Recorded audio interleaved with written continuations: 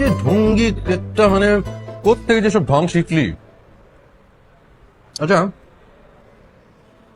তুই তো এমনিতে অনেক ঝগড়াটি, আত্মস্বজনদের মধ্যে হোক সে বন্ধু বান্ধব হোক, কেউ কিছু একটা বললেই একদম ঝগড়া লাগা দিস।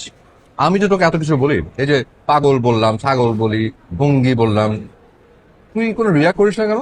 ঘটনা কি? ওইটাও তোমার জানা দরকার। খালি ঢং আর ঢং আর ঢং। আর ঢঙের বেলায় 16 আনা, আর পড়ালেখার বেলায় 10 ডিম্ব। এটা তুমি কি বললা?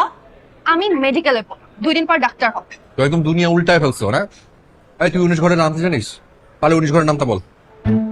তুমি যে কথা কথা মানুষের নামটা ধরো, তুমি 19 ঘরের নামটা জানো? গেল একটা 19 ঘরের নামটা জানবো না কেন? 19 একে 19, 19 দোকানে খাওয়ার সময় কথা বলতে হয় না, খেতে দে।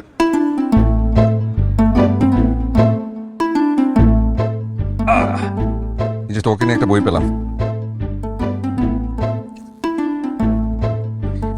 আজকে তোমার কাজ কি? কোনো কাজ নাই। গুড। তাহলে বাসায় যাবে এখন আমার সাথে।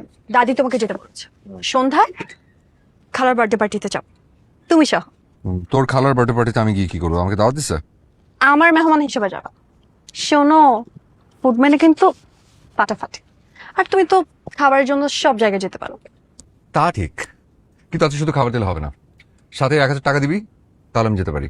তুমি তো জানো না, তোমাকে পাশে পাওয়ার জন্য আমাকে যদি পুরো পৃথিবী দিয়ে দিতে হয়, আমি তাও দিয়ে দিব।